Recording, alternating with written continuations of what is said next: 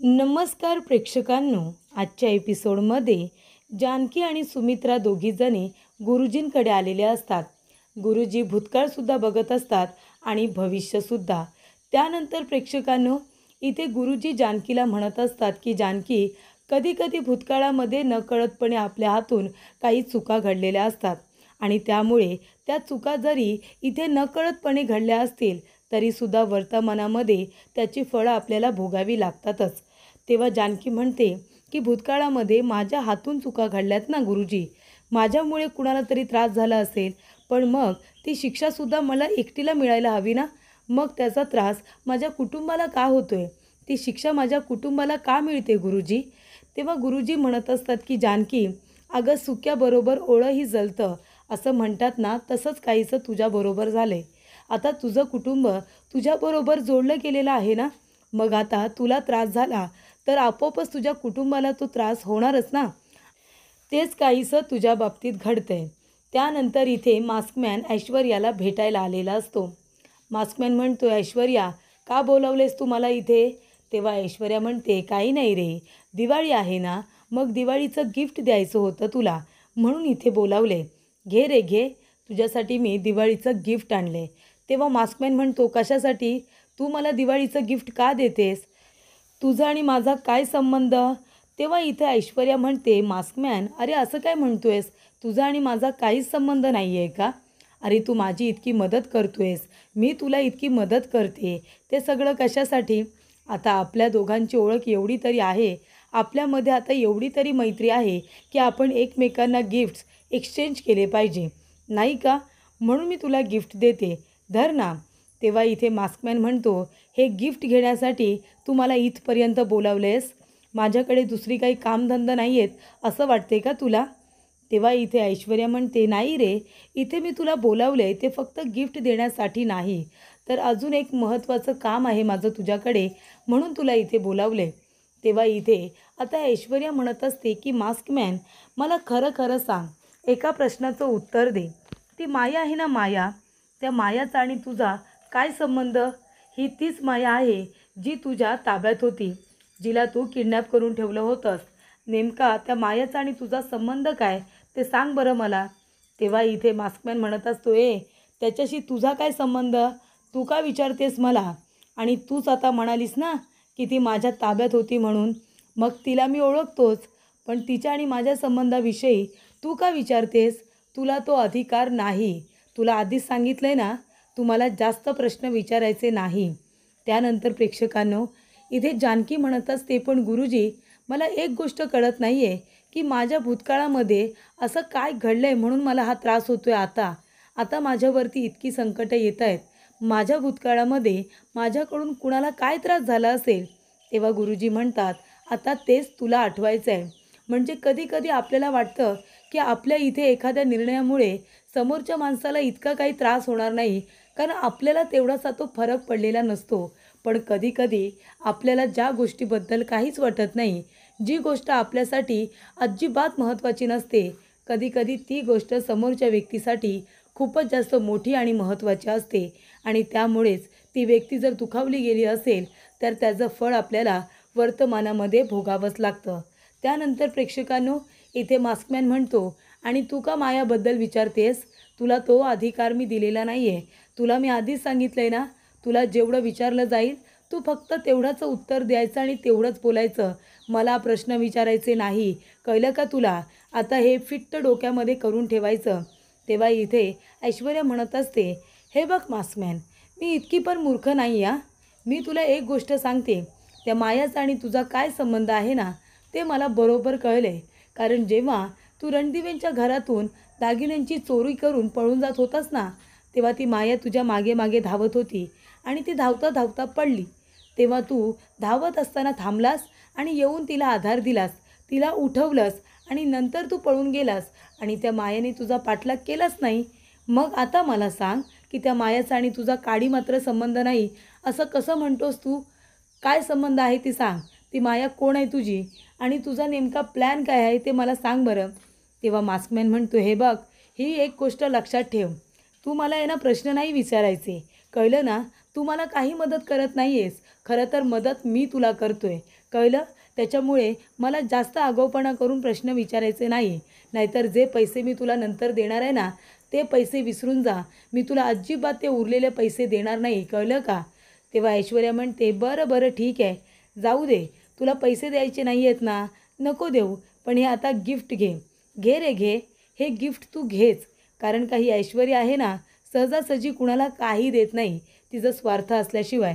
त्याच्यामुळे घे, हे गिफ्ट घे. तेव्हा इथे मास्कमॅन तिच्या हातातून ते गिफ्ट घेतो आणि फेकून देतो. तेव्हा ऐश्वर्या म्हणते, इतका माज आहे रे तुला, ह्या ऐश्वर्याने दिलेलं गिफ्ट तू फेकून दिलंस का? खरं तर ते उरलेले पैसे मला घ्यायचे आहेत ना, म्हणून तुझा आगाऊपणा सहन करते. नाहीतर तुझी लायकी दाखवायला ना मला 2 मिनटंसुद्धा लागले नसते. आता तुझी लायकी तुला दाखवली असती. काही हरकत नाही. तुला नाही सांगायचं आहे ना त्या मायाचा आणि तुझा काय संबंध आहे, पण मी ते शोधून काढणार. त्या मायाचा आणि तुझा जो काही संबंध आहे ना, ते मी स्वतः शोधून काढणार. त्यानंतर इथे सयाजी विखे पाटील फोनवरती बोलत बसलेला असतो. छान आरामामध्ये चहा पित असतो. तेवढ्यातच प्रेक्षकांनो त्या ठिकाणी ऐश्वर्या आलेली असते. तेव्हा इथे सयाजी विखे पाटील म्हणतो की मी नंतर बोलतो तुमच्याबरोबर. आणि सयाजी म्हणतो की आयशू बेटा इकडे ये ना. तेवढ्यातच इथे ऐश्वर्या येते आणि म्हणते, बोला डॅड, काय बोलायचं आहे तुम्हाला? तेव्हा इथे सयाजी विखे पाटील म्हणत असतो, आयशू बेटा कुठे गेली होतीस तू? तेव्हा ऐश्वर्या म्हणते, डॅड मी त्या मास्कमॅनला भेटायला गेले होते. त्याला विचारायला गेले होते की त्या मायाचा आणि तुझा काय संबंध. तर डॅड त्याने मला काहीच सांगितलं नाही. उलट त्याने 2 गोष्टी मला शिकवल्या. तेव्हा सयाजी काका म्हणतात, अगं काय गरज होती त्या मास्कमॅनला जाऊन विचारायची? तुला माहिती आहे का, आता त्याला तुझ्यावरती डाऊट आला. आता तर तो तुला कळूच देणार नाही त्या मायाचा आणि त्याचा काय संबंध आहे ते. तो अजून अलर्ट झाला ना. तेव्हा इथे ऐश्वर्या म्हणते, हो ना डॅड, मी तर या गोष्टीचा विचारसुद्धा केला नाही. तेव्हा सयाजी विखे पाटील म्हणतो, अगं आयशू बेटा मला विचारायचं तरी ना, आपण दोघांनी मिळून शोधून काढलं असतं. तेव्हा इथे ऐश्वर्या म्हणते, डॅड जाऊ दे ना, तसंही त्या मास्कमॅनला काही विचारलं ना तरी तो काही सांगत नाही. आणि सध्या त्याच्या मदतीची गरज आहे मला, म्हणून त्याचं हे बोलणं मी ऐकून घेत असते. नाहीतर त्याची वाट लावायला ना मला 2 मिनटंसुद्धा लागणार नाही. आणि डॅड खरं सांगू का, त्या मास्कमॅनच्या मागावरती आधीच मी आपला एक माणूस लावला आहे. त्याच्याबद्दल त्याला काही माहितीच नाही आहे. त्यानंतर प्रेक्षकांनो इथे मास्कमॅन आणि माया हे दोघेजण आता भेटतात आणि बोलत असतात. तेव्हा ऐश्वर्याने मास्कमॅनच्या मागे लावलेला माणूस येतो आणि मायाचा आणि त्याचा एकत्र फोटो काढून ऐश्वर्याला पाठवून देतो. तेव्हा ऐश्वर्या म्हणत असते, डॅड हे बघा, मी आपल्या माणसाला कामाला लावलं होतं. आपल्या माणसाने त्या मास्कमॅन आणि मायाचा फोटो काढून मला पाठवला आहे. मी म्हणाले होते ना डॅड, नक्कीच या दोघांचा काहीतरी संबंध आहे. म्हणून तर त्याने तिला व्यवस्थितरित्या त्या रणदिवेंच्या घरामध्ये ठेवले, सगळी माहिती पुरवण्यासाठी. त्यानंतर प्रेक्षकांनो ऐश्वर्या म्हणते, डॅड आता तुम्ही बघाच मी ह्या मायाची कशी वाट लावते आणि नक्की रणदिवेंच्या घरी राहण्याचं कारण काय आहे ते सुद्धा विचारून घेते. त्यानंतर प्रेक्षकांनो इथे आता ऋषिकेश भयंकर चिडलेला असतो. त्याला आठवतं ज्या वेळेला तो लोन मागायला गेलेला असतो तेव्हा त्यांच्यासमोर अशी अट ठेवण्यात आलेली असते की ज्या दिवशी तुम्हाला तुमचं व्याज परत करायचं असेल आणि त्या वेळेला तुम्हाला व्याज परत करता आलं नाही तर दुसऱ्याच दिवसापासून तुम्हाला डब्बल व्याज द्यावं लागेल. तेव्हा इथे सौमित्र म्हणत असतो की दादा काय झालं, कसला विचार करतोयस तू, लोनचा विचार करतोयस का? तेव्हा ऋषिकेश म्हणतो, सौमित्र अरे लोनचा विचार करू नाहीतर कसला विचार करू, तू बघितलंस ना तो हरामी माणूस काय म्हणाला. अरे जर आपल्याला व्याज द्यायला उशीर झाला तर दुप्पट व्याज द्यायचं म्हणतो, म्हणजे 25 लाख रुपये आपल्याला महिन्याला द्यावे लागतील. आपण जो बिझनेस करतोय त्याच्यामध्ये जर आपल्याला महिन्याला तेवढा प्रॉफिट होत नसेल तर आपण त्यांना 25 लाख रुपये व्याज नुसतं कसं काय द्यायचं, सांग बरं तू. म्हणजे याच्यामध्ये आपणच लॉसला आहोत ना. म्हणजे आपण बिझनेस करायच्या ऐवजी स्वतःसाठी खड्डा खणतोय असं वाटतंय मला. असं वाटतं की आपण थांबलं पाहिजे. तेव्हा इथे अवंतिका म्हणत असते, दादा अहो पण आता आपल्याला नवीन बिझनेस सुरू करायचं म्हटल्यानंतर आपल्याला काहीतरी करावं लागेलच ना. तेव्हा ऋषिकेश म्हणतो, करतोय ना आपण, प्रयत्न तर आपले चालूच आहेत आणि आपण ज्या पद्धतीने प्रयत्न करतोय ना आपल्याला नक्की यश येईल. आपण फक्त थोडा वेळ थांबूया. मी जानकीला फोन करतो, तिच्याबरोबर सुद्धा बोलून घेतो. तेव्हा ऋषिकेश जानकीला फोन करतो पण ती उचलत नाही. तेव्हा ऋषिकेश म्हणतो की जानकी फोन उचलत नाही आहे, म्हणजे नक्कीच ती आईबरोबर इथे गुरुजींकडे गेली असेल. तेव्हा ते गुरुजी इथे भविष्य सांगतात ना, तेव्हा अवंतिका म्हणते, ते गुरुजी भविष्य सांगतात दादा, त्यांना कळेल पुढे काय होणार आहे. तेव्हा इथे ऋषिकेश म्हणतो, फक्त भविष्य सांगत नाही तर भूतकाळसुद्धा सांगतात. तेव्हा प्रेक्षकांनो, इथे गुरुजी म्हणत असतात, हे बघ जानकी, हे संकट आहे ना तुझ्या भूतकाळामुळे ओढवलेलं आहे आणि हा तुझा भूतकाळ वर्तमानामध्ये येऊन तुझ्या मानगुटीवरती बसलाय आणि तुझ्याबरोबरच तुझ्या संपूर्ण कुटुंबाला त्याच्यामुळे खूप जास्त त्रास होतोय. तेव्हा तुझ्या भूतकाळामध्ये तुझ्या हातून नक्की असं काय घडलंय ना त्याचा विचार कर. कुणी चुकून नकळतपणे कुणी दुखावलं गेलंय का, ज्याच्यामुळे ते लोक तुला इथे वर्तमानामध्ये त्रास देऊ शकतात. अशी एखादी गोष्ट घडली आहे का तुझ्या हातातून. तेव्हा जानकी म्हणते, गुरुजी मी खरंच सांगते, माझ्या भूतकाळामध्ये माझ्यामुळे कुणाला इतका त्रास झाला आहे मला खरंच आठवत नाही आहे. म्हणजे नकळतपणे का होईना पण माझ्यामुळे कुणालाही त्रास झालेला मला तरी आठवत नाही आहे. मग तुम्ही सांगा ना गुरुजी, मी काय करू. जर भूतकाळामध्ये माझ्या हातून काही चूक घडले तर मी काय करू, म्हणजे ती चूक सुधारली जाईल आणि आमच्यावरचं हे संकट दूर होईल. तेव्हा गुरुजी म्हणतात, हे बघ जानकी, तू घाबरू नकोस. भूतकाळामध्ये तुझ्या हातून घडलेल्या चुकांमुळे जरी हे संकट आलं असेल ना, तरीसुद्धा तुझ्याकडेच त्याचं निदान आहे. तूच हे संकट दूर पळवून लावू शकतेस, एवढी ताकद तुझ्यामध्ये आहे. त्यामुळे तू घाबरून जाऊ नकोस. हे संकट तू स्वतः दूर करशील आणि मला त्याची खात्री आहे तू तेवढी सक्षम आहेस. आता तू एक काम कर, शांतपणे तू डोळे बंद कर आणि तू या पेपरवरती आहे ना काहीतरी चित्र काढ. म्हणजे भूतकाळामध्ये तुला जे काही आठवेल ना ते याच्यावरती काढण्याचा प्रयत्न कर. तेव्हा प्रेक्षकांनो, जानकी आता प्रयत्न करत असते. डोळे मिटून भूतकाळामध्ये ती डोकावून बघत असते, पण तिला काहीही आठवत नसतं. गुरुजी म्हणतात की मेंदूवरती ताण दे, डोक्यामध्ये बाकीचे वर्तमानातले कुठलेही विचार ठेवू नकोस, फक्त आणि फक्त भूतकाळाचा विचार कर. तुझ्याकडून अनवधानाने कुणाची फसवणूक झाली आहे का, कुणाचं मन दुखावलेस का, त्याचा विचार कर. तेव्हा जानकी म्हणते, नाही गुरुजी, मला खरंच काही आठवत नाही आहे. तेव्हा गुरुजी म्हणत असतात, जानकी अगं असं काय करतेस तू, तुला स्वतःलाच आठवावं लागेल. तेव्हा जानकी म्हणते, गुरुजी पण मला खरंच कळत नाही आहे, तुम्ही मला नीट सांगा ना की नक्की भूतकाळामध्ये माझ्या हातून अशी नकळतपणे का होईना पण अशी काय चूक झाली ज्याच्यामुळे माझ्या कुटुंबावरती आणि माझ्यावरती एवढं मोठं संकट आले. हे बघा, जोपर्यंत आजार काय आहे हे कळत नाही तोपर्यंत आजाराचं निदान मी कसं करू. हे संकट जर मी दूर करू शकते तर मी काय करू, म्हणजे हे संकट दूर होईल ते तरी मला कळू द्या ना. तेव्हा सुमित्रा म्हणते, गुरुजी ती बरोबर बोलते, म्हणजे नक्की तुम्हाला काय म्हणायचं आहे. भूतकाळामध्ये तिच्याकडून असं काय घडलं असेल म्हणून तिला वर्तमानात एवढा त्रास होतोय, तिच्यावरती हे संकट आले. गुरुजी म्हणतात की हे बघ जानकी, हे तुझं तुलाच आठवावं लागणार आहे की नाही. असं तू आठव ना की लहानपणी किंवा तू इथे थोडी मोठी झाल्यानंतर किंवा तू कॉलेजमध्ये असताना इथे लग्नाच्या आधी असं काही घडलं आहे का ज्याच्यामुळे तुला हा त्रास होऊ शकतो. असं नकळतपणे तू कुणाला दुखावलंयस का ज्याच्यामुळे तुझा भूतकाळ तुझ्या वर्तमानात येऊन तुला त्रास देतोय. तेव्हा इथे गुरुजी म्हणतात की जानकी डोळे मीठ आणि वर्तमान तुझ्या डोक्यातून पूर्णपणे काढून टाक आणि फक्त भूतकाळामध्ये राहा, फक्त भूतकाळामध्ये. तेव्हा इथे आता जानकी आठवण्याचा प्रयत्न करत असते पण तिला काही आठवत नसतं. तेव्हा गुरुजी म्हणतात, तू मुद्दामून त्या गोष्टीकडे जाण्याचा प्रयत्न करत नाही आहेस का, म्हणजे तुला माहिती आहे की तुझ्याकडून काही चूक झाली पण तुलाच त्या गोष्टीकडे मागे वळून बघायचं नाही आहे, असं वाटतंय का तुला. तेव्हा जानकी म्हणते, नाही गुरुजी, मला तसं काही आठवतच नाही आहे. त्यानंतर प्रेक्षकांनो, इथे आता ऐश्वर्याने मायाला फोन केलेला असतो.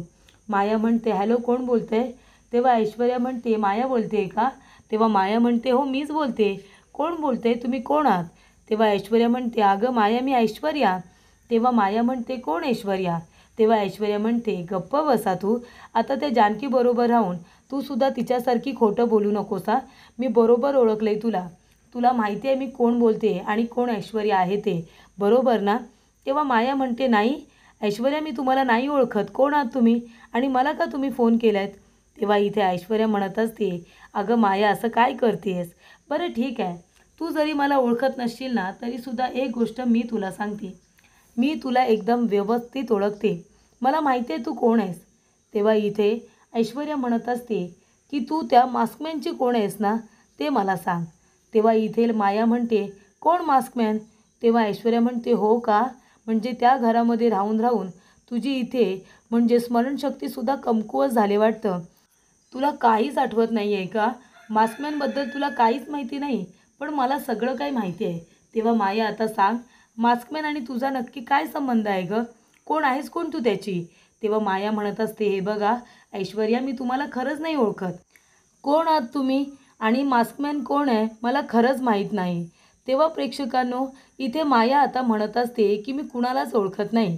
तेव्हा ऐश्वर्या म्हणते, बरं ठीक आहे, आता तू जर मास्कमॅनला ओळखतच नाही, मग आता मला तुमची ओळख करून दिली पाहिजे ना. थांब, मी तुला 0 मिनिटात सगळं काही आठवून देते. आणि इथे ऐश्वर्या म्हणते की माया, मी तुझ्या मोबाईलवरती काही फोटोज पाठवलेत, ते प्लीज बघतेस का? तेव्हा इथे माया फोटो बघते, त्याच्यामध्ये मास्कमॅन आणि माया दोघेजण एकमेकांबरोबर बोलत असतात.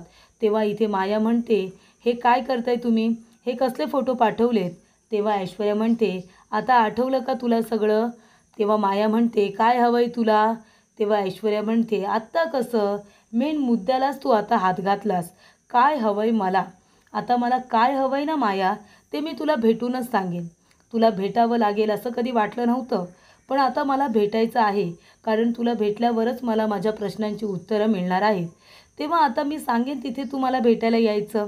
आणि जर तू मला भेटायला आली नाहीस ना, तर जो फोटो मी तुला पाठवला आहे ना, तो फोटो मी जानकीला पाठवणार, आत्ताच्या आत्ता लगेच. तेव्हा इथे माया ऐश्वर्याला भेटायला तयार होते. तेव्हा इथे गुरुजी म्हणत असतात की जानकी, तुझ्या भूतकाळामध्ये जे काही घडलंय हे तुलाच आठवावं लागणार आहे, कळते का तुला? तू जर ठरवून त्या दिशेला जाणार नसशील तर ते चालणार नाही. तू मुद्दामून त्या विषयाला हात घालत नसशील तर चालणार नाही. जे काही आहे ते तुला आठवावंच लागेल. तेव्हा जानकी म्हणते, गुरुजी डोळे मिटल्यानंतर मला सगळं चांगलंच आठवतं आहे, म्हणजे माझ्यामुळे कुणाला त्रास झाला आहे किंवा एखादा वाईट प्रसंग मला आठवतच नाही आहे. हे बघा गुरुजी, कदाचित माझ्या लक्षात नसेल. जर तुम्हाला शक्य असेल तर तुम्ही प्लीज मला आठवून देण्याचा प्रयत्न करा, मी आठवायला तयार आहे. तेव्हा प्रेक्षकांनो, इथे आता ऐश्वर्याने सांगितल्याप्रमाणे माया ऐश्वर्याला भेटायला आलेली असते. तेव्हा मायासुद्धा टेन्शनमध्येच येते की आता ही ऐश्वर्या मला काय विचारणार. तेव्हा इथे माया ऐश्वर्याला भेटायला आल्यानंतर इथे ऐश्वर्या म्हणत असते की माया, खरंच सांगू का, तुझ्याकडे बघून मला कधीच वाटलं नव्हतं की तुला भेटणं इतकं महत्त्वाचं वाटेल. खरंच, पण खरंच सांगते, तुला भेटावं लागलंच, कारण माझ्या प्रश्नांची उत्तरं तूच मला देणार आहेस ना. बरं सांग, हा मास्कमॅन आणि तुम्ही दोघेजण एकमेकांना कसे काय ओळखता? काय संबंध आहे तुमचा? तेव्हा इथे माया म्हणते, मी सांगितलं ना तुम्हाला, तुमचा काहीतरी गैरसमज झाला आहे. मी त्यांना अजिबात ओळखत नाही. मास्कमॅन कोण आहेत मला खरंच माहीत नाही. तेव्हा ऐश्वर्या म्हणते, हो का? बरं ठीक आहे, मी तुला 0 मिनिटात आठवण करून देते. तुला माहिती आहे, जेव्हा रणदिवेंच्या घरामध्ये चोरी झाली होती, तेव्हा तो मास्कमॅन दागिने घेऊन पळून जात होता आणि तू सुद्धा त्याच्या मागे धावण्याची फार छान ॲक्टिंग केलीस हो. तू धावत असताना तू पडलीस आणि मग मास्कमॅन तिथे आला, त्याने तुला सावरलं, त्याने तुला आधार दिला आणि मग नंतर तो तिथून पळून गेला. पण तू त्याच्या मागे धावली नाहीस आणि उलट रणदिवेंना सुद्धा तिथेच थांबवून घेतलंस, बरोबर ना? बरं तेवढंच नाही, त्यानंतरला तो हॉस्पिटलमध्ये सुद्धा लपून छपून त्याला भेटायला गेली होतीस. आणि एवढंच नाही, मी तुला तिथे स्वतःच्या डोळ्याने बघितलं होतं. आणि जो फोटो मी तुला आता पाठवला आहे तो आजचाच आहे. आजच तू मास्कमॅनला भेटायला गेली होतीस, हो की नाही? मग आता मला सांग, जर तुझा आणि त्याचा काही संबंधच नाही आहे, तर मग तू त्या मास्कमॅनला भेटायला का गेलीस, हे मला आत्ताच्या आत्ता सांगायचं. त्यानंतर प्रेक्षकांनो, जानकी म्हणत असते, गुरुजी, मी डोळे मिटून शांतपणे सगळं काही आठवण्याचा प्रयत्न करते, पण मी खरं सांगते गुरुजी, मला काही आठवत नाही आहे. तेव्हा गुरुजी म्हणतात, ठीक आहे, आता जर तुला स्वतःलाच काही आठवत नसेल तर मलाच तुझी मदत करावी लागेल तुला भूतकाळातल्या गोष्टी आठवून देण्यासाठी, असं आता गुरुजी म्हणतात.